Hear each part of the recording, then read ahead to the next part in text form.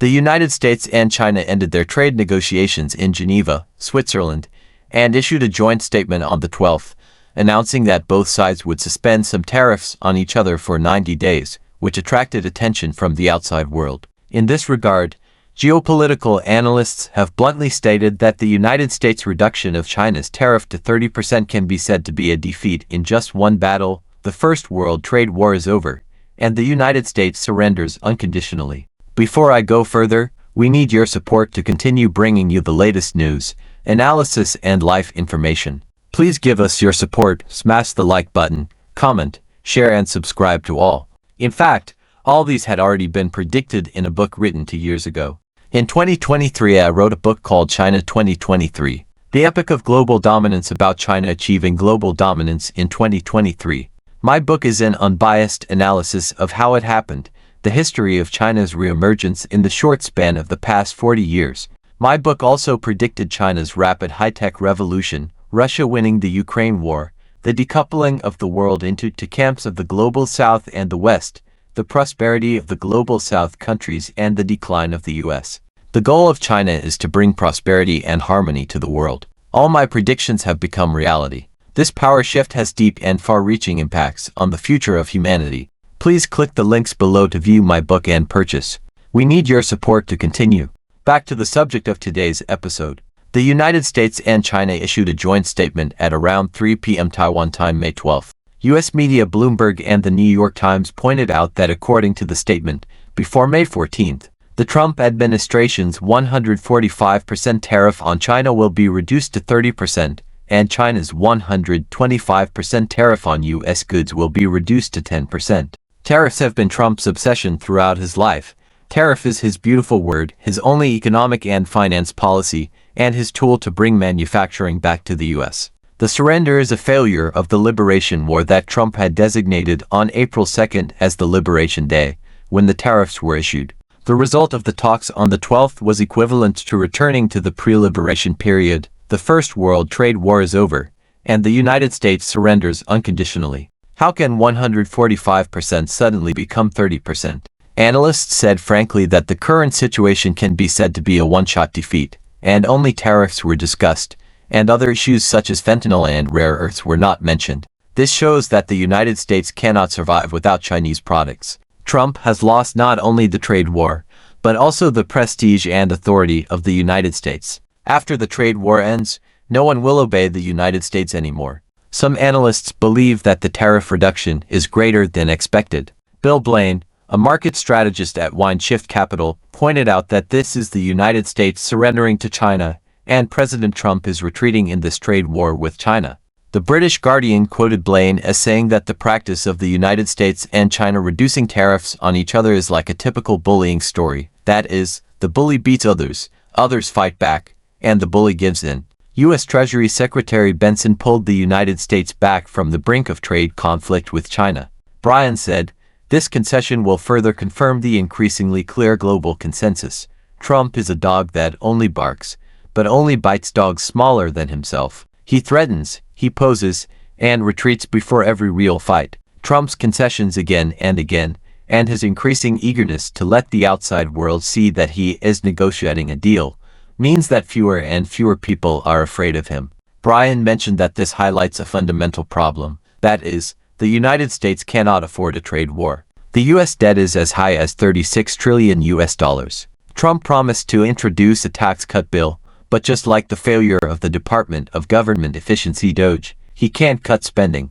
He believes that the United States may have just avoided a catastrophic economic collapse caused by the trade war, but it may still suffer from stagflation because the trade war will suppress growth and push up prices. T.S. Lombard economist Dario Perkins said that the discussion of trade agreements will help make up for the damage caused by Trump's so-called Liberation Day. Perkins highly praised U.S. Treasury Secretary Benson, saying that Benson is very good at whitewashing Trump's policies to make them look clear and market-friendly. The huge and unconditional tariff reduction surprised many analysts given Trump never had been concerned by a recession, which probably had been his plan, nor the suffering of the American from the recession and inflation.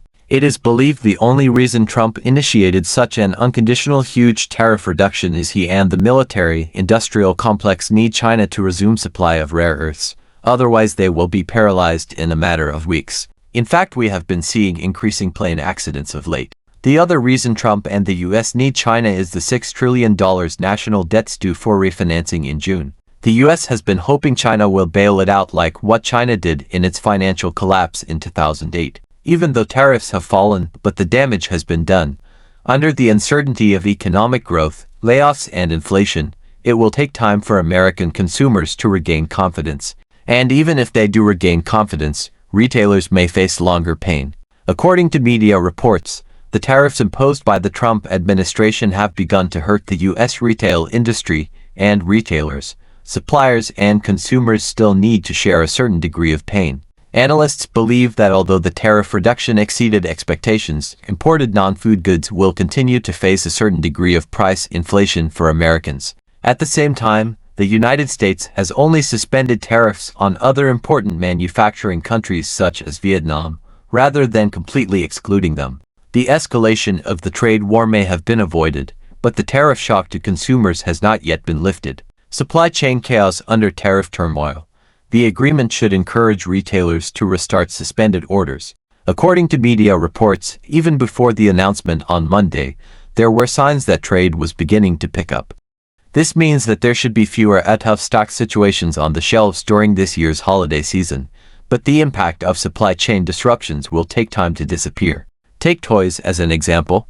Many toys should have been produced by now. Even if production is restarted immediately now, Santa Claus may not be able to bring some goods.